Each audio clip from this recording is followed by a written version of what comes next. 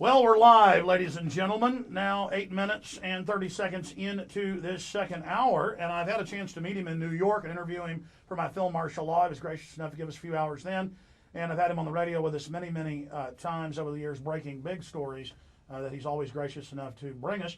And he was here over the weekend speaking to a standing room only crowd about his new book that just came out and is already on the New York Times bestseller list. It's Greg Palast, Armed Madhouse, Who's Afraid of Osama Wolf? China Floats, Bush Sinks, The Scheme to Steal '08, No Child Behind Left. And it also is a handsome book. I just got it, and I can't wait to read it.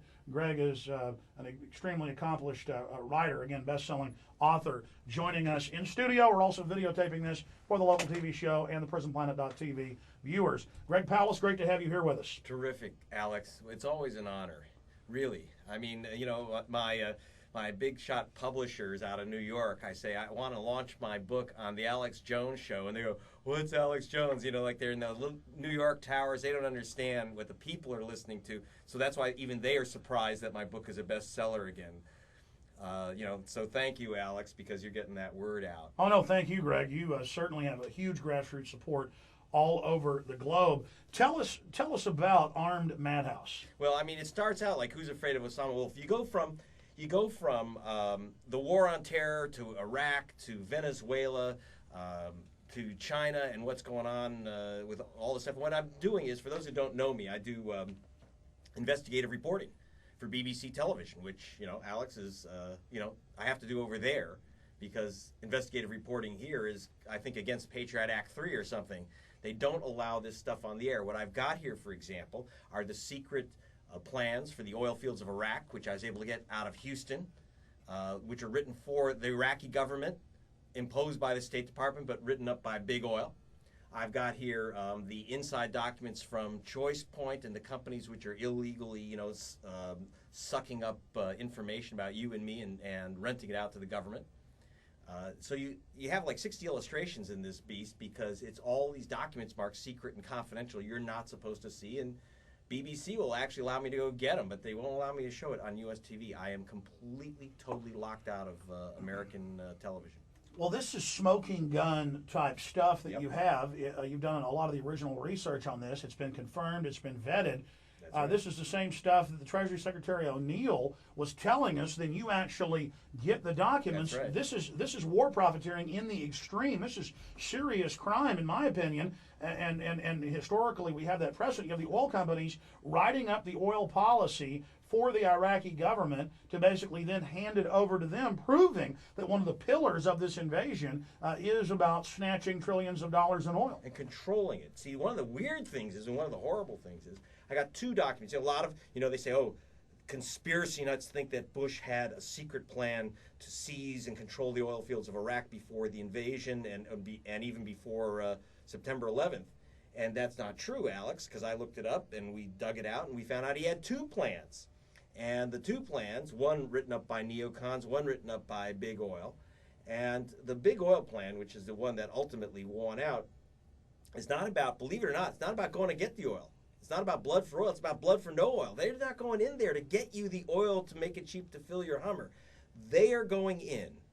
They're using the 82nd Airborne as Exxon's exploration company, not to find oil and bring it back, but to find oil and turn off the spigots. You read, I have a 323-page document written up by Big Oil and the James Baker III Institute, Council on Foreign Relations. I know that a lot of people say, this is conspiracy stuff.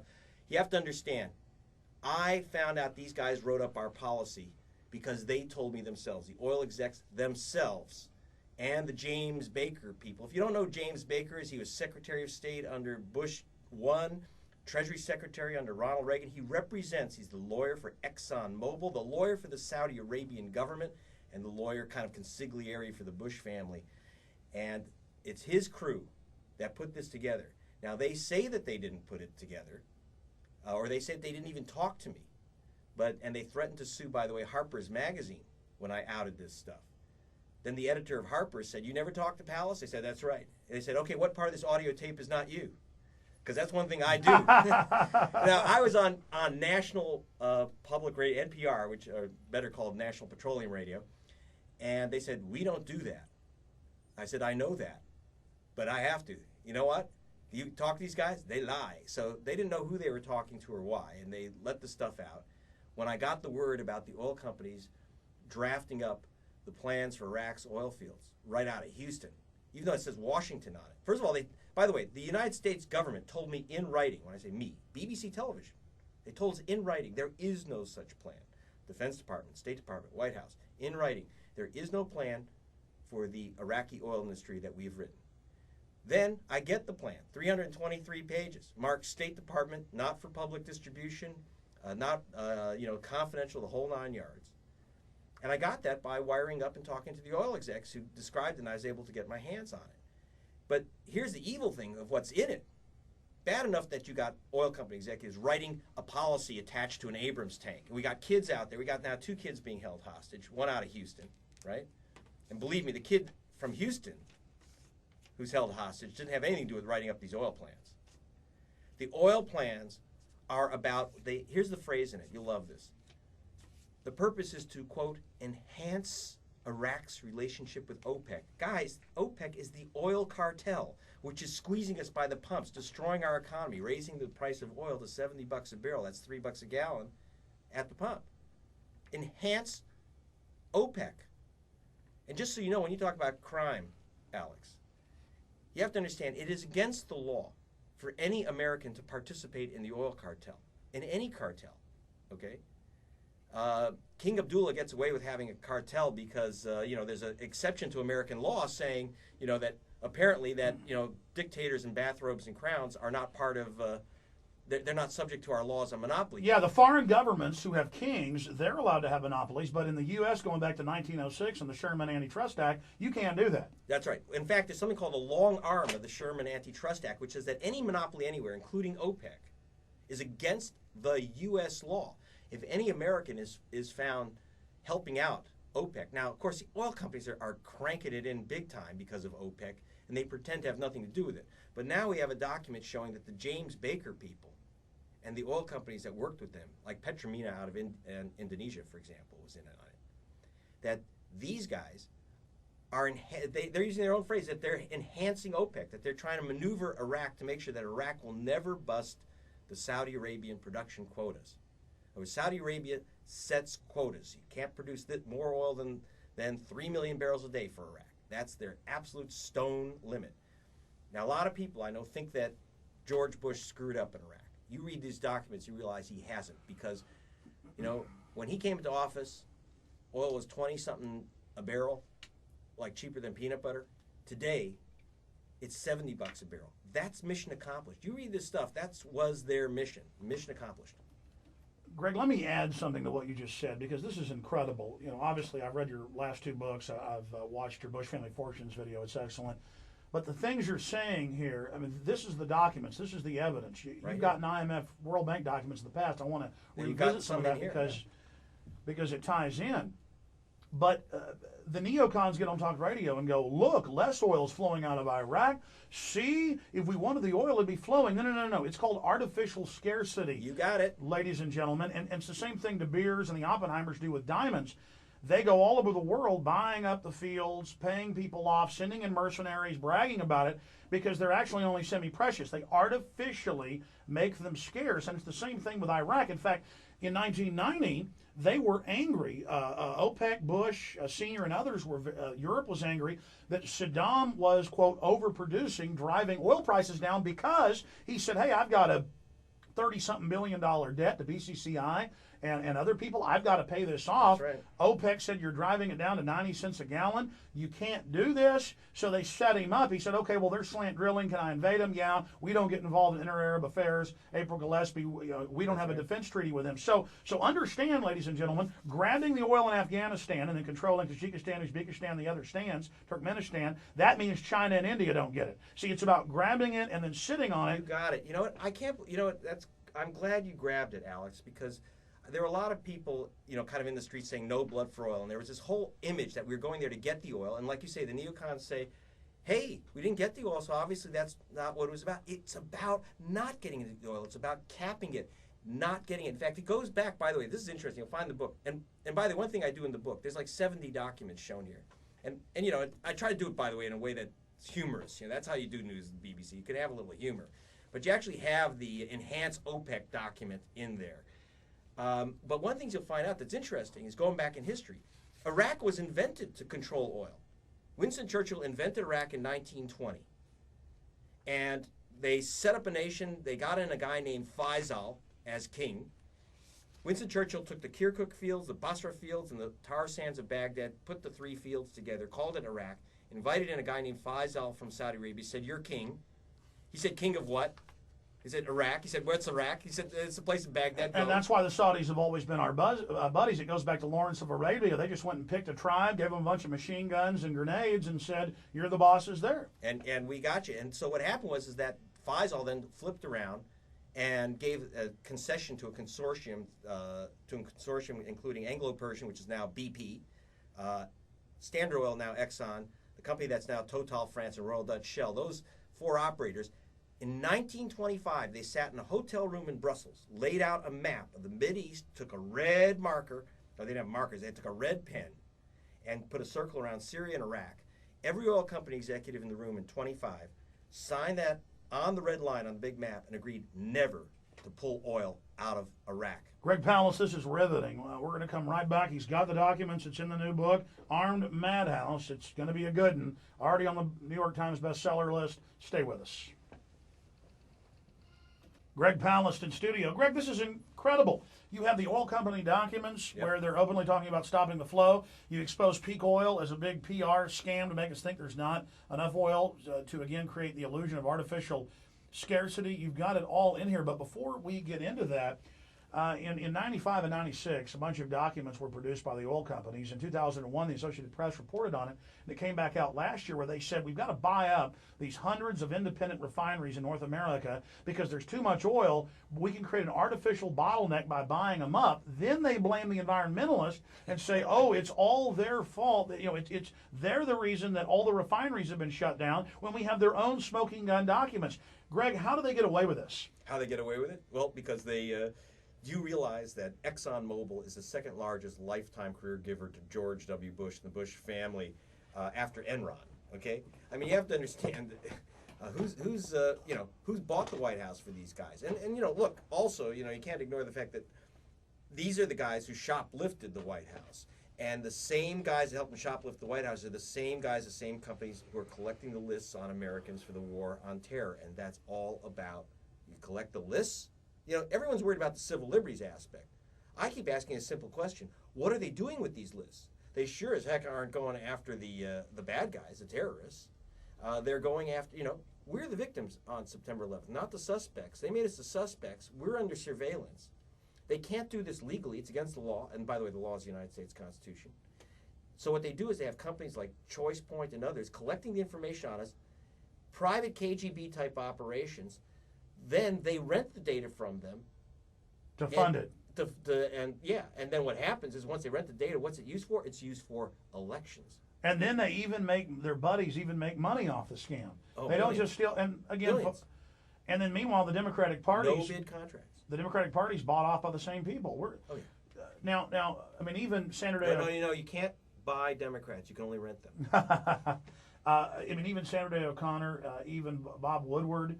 All these people are, Ron Paul, congressman, they're all saying we're in danger of a dictatorship. They say Bush, with the signing statements, saying he's above the law. John Yoo, Alberto Gonzalez saying he is the law, the Führer principle. Can you speak to the fact, I mean, Greg Palast, are we in danger of having some form of a dictatorship? Well, it's a slow motion, soft dictatorship. In other words, when these guys start surveilling us, okay, and it's against the Constitution, and they by order say that any law is subject to presidential elimination by signature, any of your rights. Then what is a dictatorship except a dictatorship by definition is one guy saying I can set the laws, I can ignore these laws, and I can accept those laws. When one man is above the laws, that is the definition of dictatorship. Getting into this particular document here in front of me from page 99, enhanced government relationship with OPEC. USA will maintain the contents confidential, should not That's be right. reproduced, distributed, or used. What does this document specifically cover? Okay, what that document is covering, and it's part of the 300-page document. This is part of that document developed by the big oil companies for the Iraq development of the Iraq oil fields and the Iraq oil industry. And it's not about selling the oil fields. The other plan I have, the neocons had a plan to say sell off the oil fields. And big oil said, that ain't how you do it. And by the way, the guys I spoke to, you have to understand, are not low-level guys. I spoke to people like Phil Carroll, who's CEO of Shell Oil. And, again, a lot of these people didn't realize I was wired. By the way, Carol was at the Bilderberg Group meeting last week, and I was there, and I got picked up, interrogated. Other people that were there got picked up and asked if they were terrorists and stuff. So are you? No, but I mean, are you now, or have you ever been? But it's getting scary. I mean, this stuff's really happening. Yeah, well, it's fascinating though to talk to these oil guys. I mean, they're deeply concerned that Saddam was out of control, as they put it, that he was jerking the oil markets up and down. And now I have the also in the book the maps of Iraq and its oil fields that Dick Cheney went over with oil company executives in March of 2001. You have to understand, that's within 6 weeks of the inauguration, guys. This is no September 11th attack or anything. We already had the maps out of the oil Well, fields. he told his biographer in '99, I'm going to attack Iraq, I'm going to be a war president, and I'm paraphrasing the quote, but this is almost it. He said, a war president cannot be questioned domestically. So it's about hundreds of billions in no-bid contracts and weapon sales. It's about restricting the trillions in oil to then make hundreds of billions a year off that. It's incredible. Well, and some of the stuff like the review, as I find out, the oil fields of Iraq were being reviewed by who was in the room. It was not only oil company executives, Council of Foreign Relations, and Ken Lay, of all people. And that's because they were going over what people thought is that they were rewriting the energy laws of the U.S. That was a very minor part of it. I now know it was the total energy plan for the planet. And they talked about what they called, quote, and this is a quote, military option for Iraq. This is March 2001. This is before 9/11. Way before. When we get back, we've got a long segment, plenty of time to talk. I want to get into what this global plan is because you've got the 300-page document, and that can give us a window into what's going to happen in the future, what the neocons want, what the oil companies want, how these two different bodies, how their program converges, where it differs, and how Europe ties into all this, what you see happening in the future. Greg Palast in studio. We've got Greg Palast in studio with us, the new book, Armed Madhouse. And he's the author of the New York Times bestseller, The Best Democracy Money Can Buy. Armed Madhouse. Who's afraid of Osama Wolf? China floats, Bush sinks. The scheme to steal '08, no child behind left. I want to get into their big plan in the future, what you know from talking to these executives and 300-page document. But right now, you have done something bold here because the left is in love with what I've tracked back to be oil company propaganda, and it's like a religion. They all over Austin, all over New York. When I traveled these cities, when I was in Canada, peak oil. There's no more oil. We're all dead. We have to pay $500 a gallon. It's all over. We're running out of crude, dude. I mean, one of the problems is, Alex, and I lost a lot of my supporters, and I'm sorry about this, but I'm an investigative reporter, so I investigated peak oil. What I found out is that it was created by Shell Oil, and I call it the Shell game in there, by a guy named Hubbard, who is the chief geologist for Shell. And Shell Queen Beatrix is. Yeah, and Shell was was panicked because they were finding all this new oil in the Mideast, and so what are they going to do? So they announced, instead of that, God, we got a lot of new oil, they said, well, it looks like we've got a lot of new oil, but it's going to run out, it's going to peak, it's going to just suddenly collapse on us. And now the latest thing that I found, by the way, Alex, and I show it in the book, inside the Department of Energy is a document showing that while, yes, we're going to start running to the end of Saudi Arabia's oil. That's not going to be so quick, by the way. That if you add in what they call the Orinoco extra heavy oil, that reserve, and 90% of it's in Venezuela, that reserve is 5 times bigger than the Saudi Arabian reserve. So we are swimming in this stuff. And this is their own internal documents that they don't want the public to know about. And by the way, they called BBC Television London. When I put it on TV, they said, where'd you get that document? And I said, we don't remember. But see, I can't do that on US TV. I can't take an inside document that I find about all this oil, and the Department of Energy knows it. Why shouldn't we know it? Why is it a secret? It's not a secret to the oil companies. It's not a secret to our government. I know, it just makes me become speechless to have the documents in front of me, to see the same documents, to track back peak oil, when it first started getting promoted 6, 7, 8 years ago, to see that it was being financed through these Shell grants to Russian scientists, to see that it emanated from one of their chief petroleum geologists. I have family who are petroleum geologists. My family has worked in the oil fields, from the level of roughnecks to the level of chief engineers running huge refineries in Houston. And about 5, 6 years ago, I first started learning about peak oil, and I knew it was a fraud then. I started talking to family, and they said it is the biggest joke on the world. Well, we have so much oil. They're finding it in the North Sea. They're finding it in Russia. They're finding it's in India. It's in China. It's all in the Gulf of Mexico. Mexico itself has 3 times the oil of the lower 48 in the U.S. Mexico, Pemex. But nothing comes close to Venezuela, and that's one of the reasons why they want to kill Hugo Chavez. I was just down meeting with the president of Venezuela. Oh, tell us about that. Yeah, last month. So I showed him the Department of Energy material saying he had more oil than Saudi Arabia. He said, "Well, hey, Greg, I know that." What he was saying, though, what he was concerned about, is that obviously you had the Reverend Pat Robertson say, Hugo Chavez, he's the president of Venezuela, thinks you're trying to assassinate him. Well, I think we should just go ahead and do it. They're afraid. Oh, I love that. He's paranoid saying they want to kill him, but they're on the news saying kill him. 4 days after you came on my show in 2002, on my show, it's in my book, Descent into Tyranny, the transcript. That transcript got put in a bunch of foreign newspapers. It went supernova, yes. As we say. You said there's going to be a coup in the next few months. 4 days later, they kidnap him. But I want to go back over that, but I interrupted. Tell us, you met with the president. Tell us. Okay, so I met with the president. And by the way, that was very helpful, your show, because one of the things that he credits with saving his life, because they kidnapped him, and obviously the next move was to kill him. But by getting out the word that he was in fact kidnapped, that it was an illegal coup d'etat, the U.S. State Department said he had resigned, was in despair, and of course they're going to say he committed suicide or something like that. Because it was a lie, and it was exposed, it saved his life. And so that's very, getting the word out can be very important. But the important thing is that he's sitting on all this oil. He said, look, I'd like to cut a deal with the American people. I said, I'm not going to cut the deal with Bush. I'll cut the deal with the American people. Let's cut the price of oil by a good third right now. Knock $1 a gallon off your gas. I'll give cheap heating oil to all the cities in America, all low-income areas, to every fuel co-op in America permanently. But, one, we got to end the kind of Cold War that they're starting against Latin America. That's got to stop. The other is that he said you got to get rid of Saudi, in effect, get rid of Saudi control of OPEC, because OPEC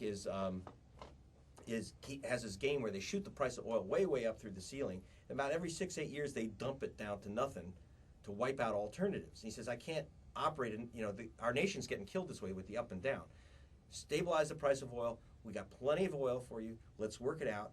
And Bush's response, this government's response, big oil, and by the Democratic Party too, both parties are in on this, is kill him. Then we're not going to tolerate that. And one of the big reasons, by the way, is that he said, look, Abdullah gives you all his money back. Basically, almost all the petrodollars, all the big money we spend on our oil goes out to the Mideast, through the oil companies, out to the Mideast, and back into the U.S. Treasury, so that we've run up a $2 trillion debt, Alex, extra since Bush has come in. $2 trillion.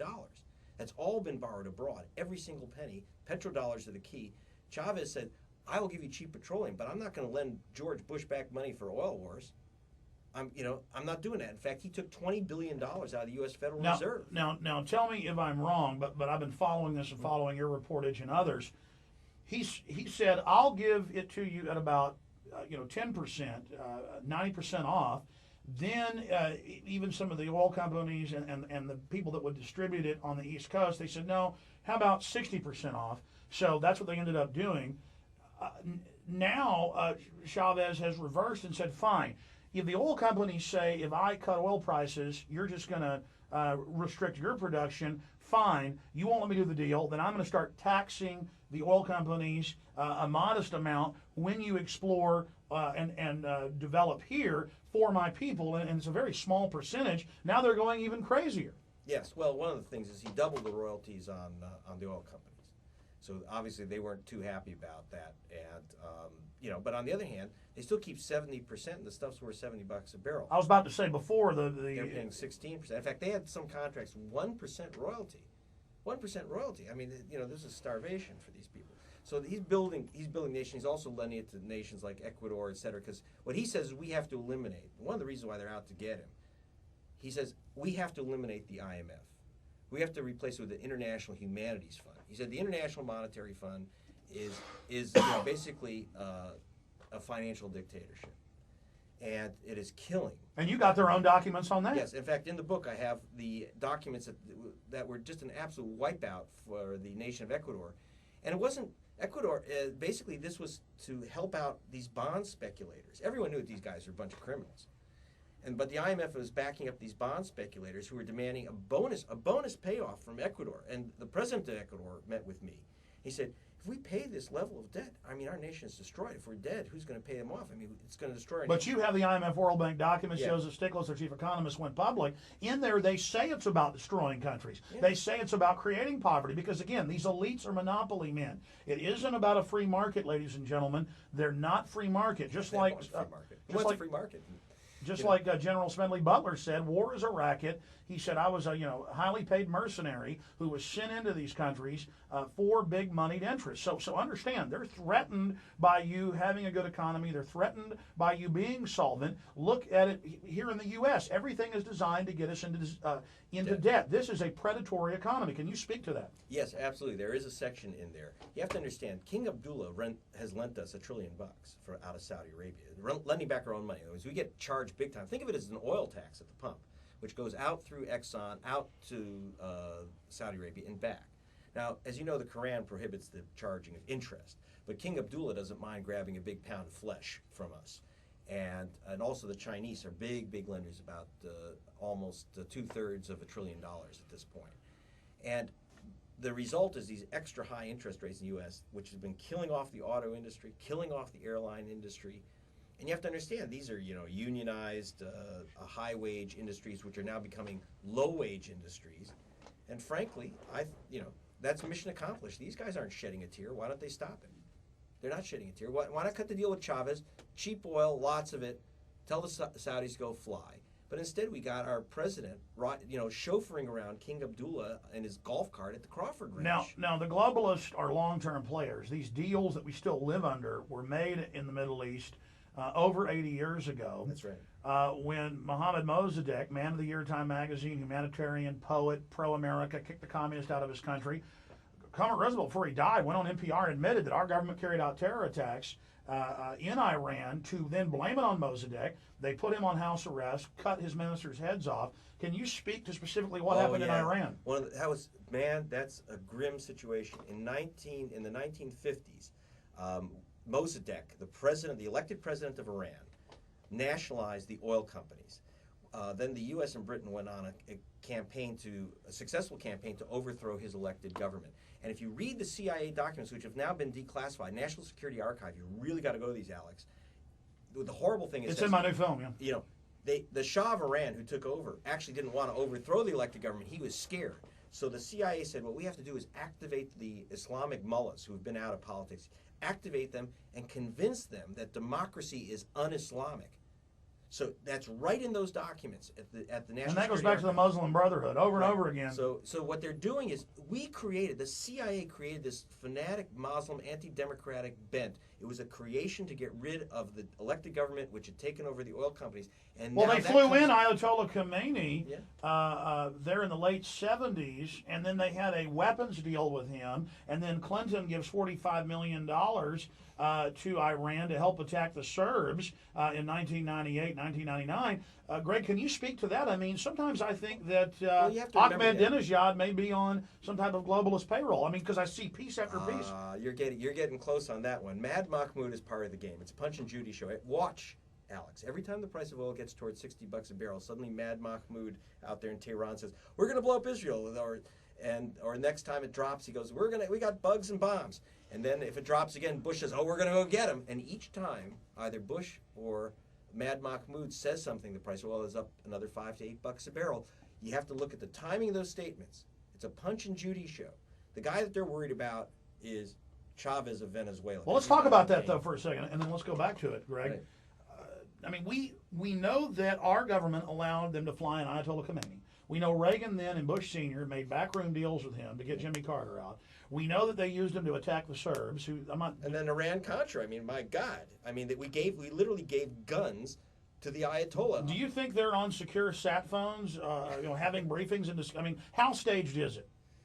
I think it's extraordinarily staged. But I think also, the other problem is that these things get out of control. And we have to be very careful about it. This is really playing with fire, just like when... Well, that's what the globalists do. That's what the Bushies do. They set people up. I know, but you know what the problem is that we created this fanatic Islamic politicized force, dangerous force, which wasn't there before. They had an elected government of Iran. We overthrew him because he grabbed the oil fields, and we empowered these maniac mullahs. Well, I mean, I actually looked the documents up, and I have Kermit Roosevelt's after-action reports to 10 Downing Street, like they're his boss, and to President Eisenhower, and he wasn't asking for that much of the BP oil. He was just saying, can we keep some of it? That's right. Same with Chavez. He said, look, let us keep, we want 30%, not 16%. And these 1% deals have got to go. Okay, so he, and he said, that's the deal. You can't squeeze our nation. We can't be an oil colony forever. I mean, there are people living, 1 million people living in cardboard shacks around Caracas. And so he charged the oil companies, and now you don't see those cardboard Same shacks. thing, Mexico City, 30-something million people, half of them living in cardboard boxes, folks. I've seen it. And, I mean, that's how they've got all this oil wealth. And they got to keep some of it. The problem is that for the average American, what are we getting out of it? They squeeze the oil. We're paying high price at the pump, high interest rates. Our manufacturing industries are going down the tube with this stuff. I mean, it is not for our benefit. So the economy is being looted. I want to specifically then talk about in the future. You've made really good predictions here. You said Chavez in the next month to 2 months. In fact, I've got the quote in my book. I can dig it out. Yeah. Just type Greg Palast, Alex Jones, World Bank, IMF documents into Google. It'll come up. But you said the next few months they're going to coup him. You were right. What are you predicting there? And then what do you see happening to George Bush and the neocon agenda? Is it going to stall? It looks like it's starting to stall. Or does it have enough momentum to keep moving? Well, a couple things. I don't know if I'm good at prognosticating it. The information about the coup is because I had inside information about the coup. So I'm more investigative.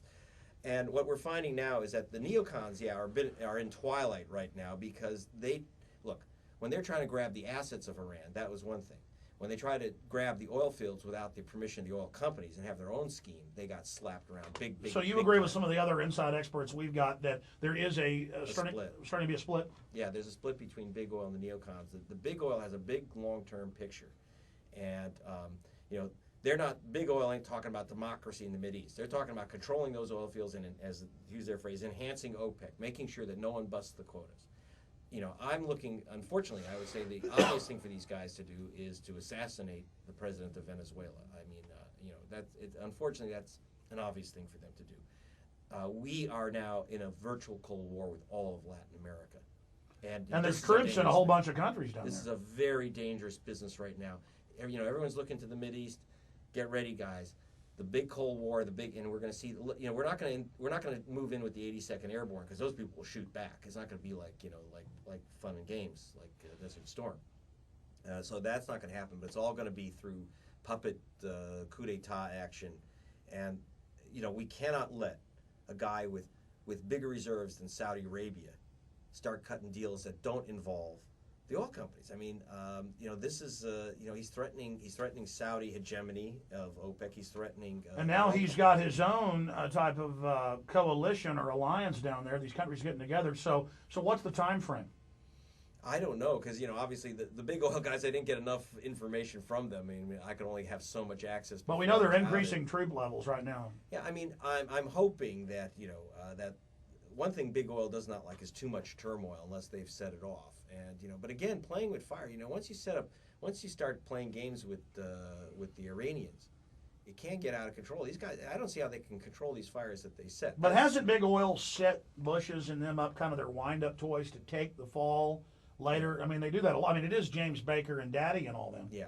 Well, I think that little George is going to. They're going to load all the negatives on him. The war, everything else. The war is going the way that they want it. Oil's at $70 a barrel, but someone's got to take a fall. Well, they call it the strategy of balkanization out of an Israeli document, 1983, Pentagon documents, 2002. They say they want it broken into 3 or 4 parts. Now I hear NPR announcing this like it's some new strategy. Oh, we could break it up in pieces. They wanted sectarian division. They don't want any sovereign nations. Well, in fact, when I talked to General J. Garner, as you'll see in the book, General J was our first viceroy that we put in charge, Alex. And in our Madhouse, I actually met with him, And he was saying we could have had peace between these factions, but obviously they didn't want it. No, they didn't. Greg Palast, stay there. We'll be right back after this quick break. We will continue. There's so much in this book. I haven't read it yet, but just scanning over it, I think this. You'll enjoy it. You'll get a kick. I think this blows. Just from looking at it, the spectrum of data in it, I think this blows best democracy money can buy away. It does. It does. That's Yeah. from the author. We'll be right back. Greg, looking at this, there's so many things that you've done in this book that really impressed me. I've been scanning over it during the breaks. You tackle peak oil. I want to spend a few minutes getting into that, because don't liberals out there or progressives or conservatives, don't we all just want the truth? Don't we want to know the truth? Not some lie that we've accepted as the truth becomes some religious orthodoxy. Peak oil is a scam, is a fraud, is a hoax, and I'm sick of it. Can you specifically, as we end this hour, speak to the evidence, the chapter in the book on this, and how now some of your grassroots people are now mad at you? Hey, folks, Greg doesn't lie to you. He does the research. I'm kind of stuck, I went into the peak oil situation just to see what that was about, and what I found is that, it was basically put together by Shell Oil to convince us, number one, that oil is scarce, so it's got to be much more expensive. Because remember, when they came out with peak oil, it was already down to a nickel a gallon and dropping. Shell was in a panic, so they announced, well, it looks like we got a lot, but we're about to run out of it. The second is to convince you that we need to secure the supply. You mean raw crude? Right. Raw crude was a nickel a gallon. Sorry, start over. Yeah, but the gasoline is not. But this is 1956. Exactly. And that we have to protect and that because it's scarce, we have to protect our supplies, which means the takeover of Iran, the overthrow of Mossadegh, the control of Iraq, the whole thing. Even a lot of conservatives, either they say, oh, we don't want the oil, see, it's not being pumped. Well, that's artificial scarcity. Then the other camp of neocon, fake conservatives, because they're not real conservatives, they say, oh, yeah, we need that oil, peak oil. Conservatives have bought into it. Well, the other thing that's happening is that, look, I understand why environmentalists kind of like the idea of peak oil, because they say, look, we're running out, so we better move to something else. We better move to something else for two other reasons. Number one, it's filthy, okay? Number two, is that we don't want to be oil slaves. We don't need to be oil slaves. This is a monopoly run by monopoly men, and it gives incredible power to these cartels. But Greg, when you go to these, but I can't. But the problem is, I don't want to be an oil slave. I don't want to be sucking soot and have my kids suck soot. But that doesn't mean that we're running out of oil, guys. We have to tell the truth about this. We are floating in this stuff. Plus, it's designed to keep us in the oil monopoly. Yeah. And then transfer all of our wealth, using it as the only world currency, using oil as a world currency, forcing us to use that world currency, and then jacking up the prices so more and more of our economy goes into funding these guys, which then they put back into the till to get even more control. No one's explained to me why oil companies would tell us, hide the fact that we're running out of oil. Less oil, the higher the price. The less oil, the higher the price. We'll be right back. Greg Palast in studio for two more segments. Coming up in the next segment, we're going to go to your calls at 800-259-9231. Mike, Sarah, Joe, Mike, and others. Greg, I'm impressed. I mean, just flipping through your new book, Armed Madhouse, it is really impressive. And I can tell you right now, I do want to carry this. I mean, just for the peak oil chapter alone, you've got the documents on the oil companies. Let's shift gears to what George Bush and his handlers really are. I mean, I've interviewed Ann Coulter, and I would say, well, Section 802 of the Patriot Act says that all Americans are basically terrorists. And she says, no, it doesn't, you're a liar. And then she says, I haven't read the Patriot Act, but she wrote it.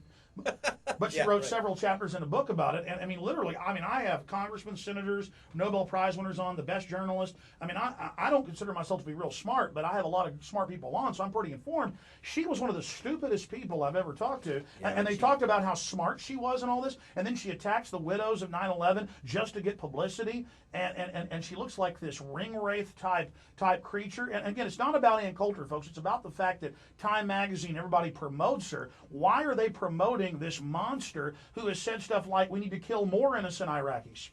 Well, it's more fun and games and distraction, Alex. Look, when Greg Palast goes on BBC television and says, here's the inside documents from the oil industry for Iraq, when I show you the documents on the theft of the election, when I show you the documents from inside the Homeland Security operations, well, that's what you have on the world TV, but in the United States, you've got Ann Coulter talking about godless terrorists that were killed by the terrorists. So what happens is fun and games and distraction. It's info distraction. So she's meant to be over the top. She's a carnival barker. Yeah. No, she's part of the game. She's, she's part, she's total distraction.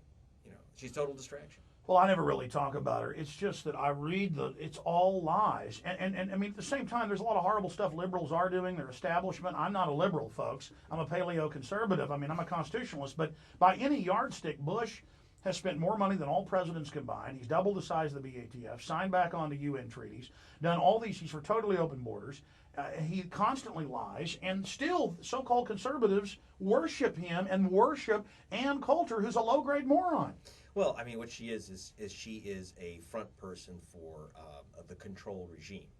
What she is selling us is she's bringing back the whole fear agenda. That's what they are. These are fear salesmen. That's what they're trying to sell you. Be afraid. That's what they want you to do. Well, I am afraid of the government, not them. Yeah, but it's like that's why I call the first chapter "Who's Afraid of Osama Wolf." It's a game. Okay, they got a guy in a cave who's out to get you. Well, we have Buzzy Krongard, who was executive director of the CIA, telling the Times of London, "Oh, we know where he is, but we don't want him." Did you see that? Well, look, Clinton turned him down when they had him cornered in Khartoum. You have to remember that. Once again, they sell the guy that's holding all our lists is this guy Derek Smith, who's chairman of Choice Point Corporation. By the way, he's now under investigation for insider trading, and for failing to tell his stockholders that his company had given out the 145,000 personal files to identity thieves, a ring of identity thieves. These are really nice guys, right? So what's happened is that he said, if we only had these lists of Americans and your DNA too, we could have gotten the hijackers when they came to the airports to check in. Well, guys, you know what? Hijackers no longer use their names, even if they lose their frequent flyer miles. I mean, it's unbelievable. He said, well, they use their real names, and if we only had the big databases, we could have got them. It's just number one, they had those databases to begin with, so we know the NSA picked it all up. Bush spiked it with W1999. That's in BBC News, and still people are in denial, even when FBI agents go public saying I was ordered not to stop these people. We have FBI agents on the record saying it, and I've got neocon talk show hosts going, Alex Jones manufactured all this. Do you ever get tired of having the actual admissions and documents, and then they're saying it doesn't matter, it doesn't exist? I know. They say, well, your unprovable conspiracy theories. I say it's the facts and documents we put on BBC television. My God, it's the most #1 stature network on the planet. What do you want from me? They still won't put it on. They keep. The New York Times said conspiracy material. What the New York Times tells conspiracies about aluminum tubes and yellow cake. Yeah, well, they're the ones with reporters on the payroll of the government. Final segment with Greg Palast. We're going to be taking your calls here in just a minute or two. Then Greg's got to go catch a plane for a big event he's going to be having in Houston. My last question for you before we go to calls, and you can add anything else you'd like that you haven't had a chance to cover. Really, where is it all going? Will these guys ever get impeached? Will they go to jail? Will they get in trouble? Because I've studied American history. I've studied world history. I don't claim to be a historian, but I know quite a bit about it, more than most. And I've never, and I mean this, folks, I hate Bill Clinton, attacked him ceaselessly, so did Greg. I mean, all these guys have been serious crooks in the past, really since they killed Kennedy. And there were some crooks before him. But the wild level, I don't know if you saw this, Greg, but John Yoo, White House counsel, says we can torture kids in front of their parents, crushing their, and I keep bringing that up on the show because he got confronted at a CFR meeting in Chicago. Even CFR members, the establishment guys said, "Did you really say this? This is evil." And John Yoo said, "Yes, we can." I mean, it seems like... I think they were worried that he was saying it out loud. I don't understand. Their concern is, listen, moron, if you're going to go crush people's hands, you don't announce that it's the policy. These guys are like amateur torturers. But I mean, kids, his White House memo was we can torture children in front of their parents, including, I don't want to say it again. The point is that is Mingala stuff out in the open. That does scare me at a certain level. It shocks me that it's so over the top. Yeah, well, and in fact, I think that some of the establishment, there is this internal battle we talked about between neocons and Big Oil. Big Oil wants a much more sophisticated approach. I think they're getting a bit nervous about this stuff. And that's why I was picking up out of Houston and out of New York from the guys on the inside, that they were not too happy about some of this cowboy stuff. Well, you can see the media for the first 2 years after 9/11. They gave Bush carte blanche. They thought he was getting away. Okay, the plan's working. And I think as they saw things get crazier and crazier, now the media is allowed to say a little bit more on little side issues. Is that to weaken Bush? Yeah, well, one of the things is to give a shot to him and make sure he doesn't play too many games with the neocons. After all, Paul Wolfowitz was basically demoted. He was kicked out of the war room where the little Tinker Toy Napoleons play with the toy tanks, and he was sent to be president of the World Bank, which in their world is a demotion. Of course, now as head of the World Bank, this guy is just been absolutely totally monstrous. By the way, the New York Times did a glowing profile about how everyone loves him.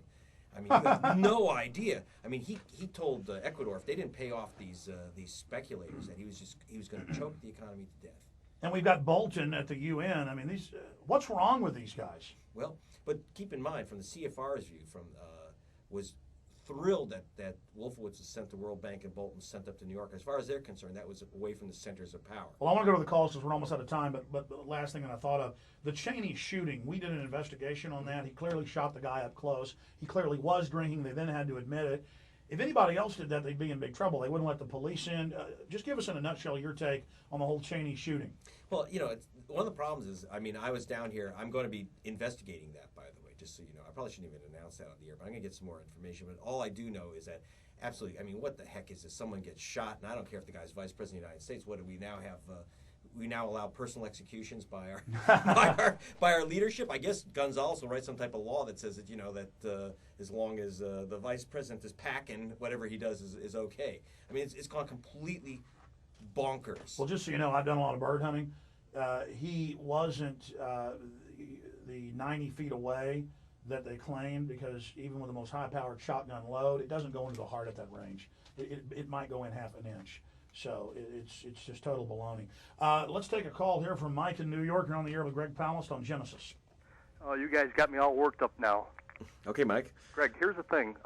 Pre-September 11th, my understanding is Britas Corp out of Argentina had to deal with the Taliban for taking the oil pipeline through that country of Afghanistan. Unical. Yeah. Unical, correct. And obviously after September 11th, I also understand that Unical was, during that time frame, was lobbying Congress. Yeah, I always call them Unical. That's the thing. It's like stuck in my head. It's Unical. I guess it's like Unocal, I guess, right? UNOCAL. Yeah. They were lobbying Congress to establish some foreign policy because they actually wanted the deal. Obviously, Yes. September 11th came. Britas Corp's contract with the Taliban was null and void, obviously, and Unical won the day. They installed the Karzai. I guess he was on the board with Unical. Yeah, he was on the board, and then he becomes the puppet president. Wow. That was all staged. Right. And keep in mind that the deal that was brokered between Unical and the Taliban was brokered by Khalilzad, who is now the U.S. ambassador to Iraq. And when you say ambassador, you have to understand this guy is basically the dictator and overlord of What Iraq. about Ahmed Chalabi? He was at the Bilderberg Group meeting last week. I mean, he can't even go to a bunch of countries because he's a convicted felon. Yeah, he's a convicted bank swindler. I mean, he's wanted Interpol. I mean, this guy took down the Petrus Bank. Also, when Chalabi, that we installed, named himself oil minister in Iraq. We're still trying to find out what happened to about $1.5 billion to $2 billion worth of oil. That's right. I mean, these are crooks. Hey, listen, thanks for the call. I appreciate those fine points, Mike. Let's talk to Sarah Joe in New York. Go ahead, you're on the air. Yes, hi. First of all, I just want to, from the onset, state my position. I do not support Bush. But I'm rather tired of the idolization of Chavez. Mm-hmm. Anyone who's against Bush seems to be admired, and Chavez is not to be admired. I know you supposedly had a meeting, or you had a meeting with him and all, but I lived in Venezuela for many years. I have friends and family in Venezuela, even as we speak. The place is a mess. Chavez has done nothing except make it worse, okay? With other administrations, it wasn't the greatest. Well, but I mean, it is in such dire straits. Well, listen, right I'm now. not saying he's perfect, but he did give people back land that had been taken by oil companies. He's actually giving, with the deed, people their land. I mean, that's. But he's a communist for that. But Bush is good with the Supreme Court ruling. We don't own our private property. So I'm just trying to understand this. No, okay. Right, So Alex, look, let me just respond here. Number one, let's not fall in love with any politician anywhere. Obviously, Chavez is acting in his own interest, his own political interest. The fact is, and even the people who hate him and despise him down in Venezuela will say that he has turned those cardboard houses into brick and mortar houses, and that people of all classes are now way, way, way better off than they ever were. And for the first time ever, an oil boom money is going back down to the people. Does that mean he's wonderful? Well, let me just understand this. What should we do? Should we maybe make Pat Robertson viceroy? I mean, what should happen? You're saying that they elected him. That he's the elected president, and so therefore you have to for the United States to be clearly, deliberately trying to overthrow an elected president. And believe me, when I don't let's get away from the baloney that he wasn't elected. I went with his opponent, the guy who's running against him for president. He's actually a nice guy, a guy named Julio Borges. I like his opponent a lot. But we went to a little town. We found one supporter. I went the next day to this very same town with the president.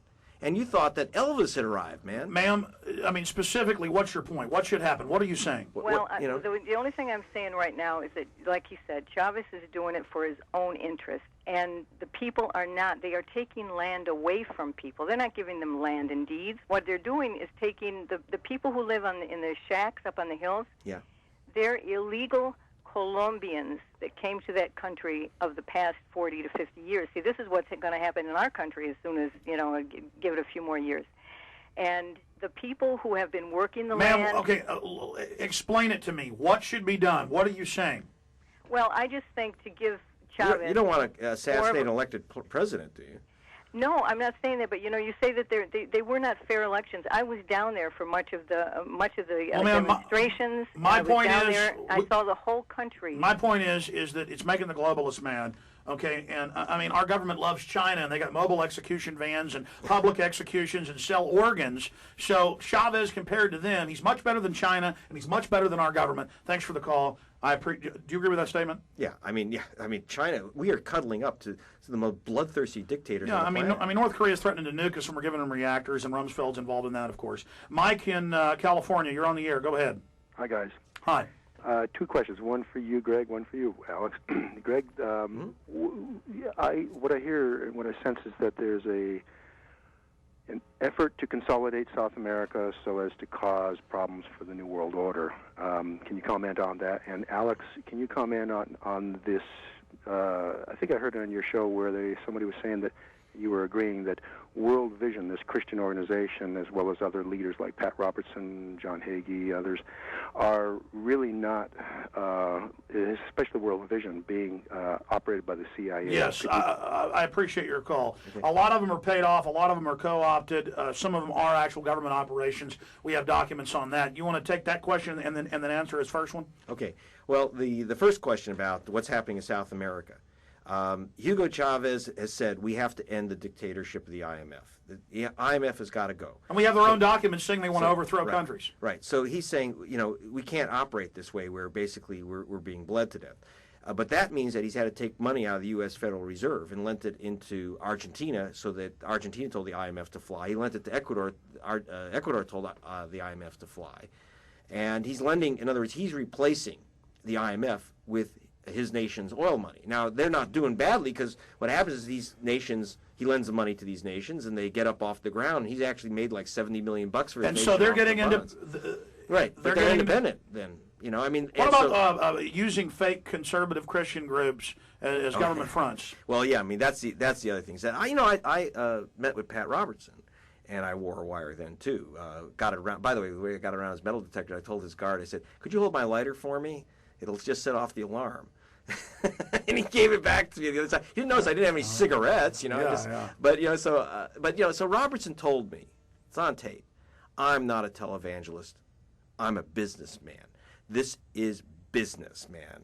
This is all about the money. He owned at one time like 30 TV stations, networks. The guy's billions. Yeah, at least I figure he's worth a good $500 million anyway. This guy, there is no... No, his assets are billions. Yeah, it's huge. And he's got, diamond mine operating out of the Congo. With slaves. You can't do that stuff. You can't cut deals with guys like Mobutu without having CIA support. Hey, we're out of time, Greg Palast. The new book, Armed Madhouse, already on the New York Times bestseller list, in stores everywhere. I want to carry it. I appreciate you coming on with us. It's always great. And next time you kind of orbit through our area, I want to have you back in studio again, Greg. You got it, Alex. That was great. I think we covered a lot of the bases. Sorry, callers. I'll come back and go to you after the break. 1-800-259-9231. Greg, again, good seeing you. You're the man, Alex. No. You're the man. We'll be right back. Sorry.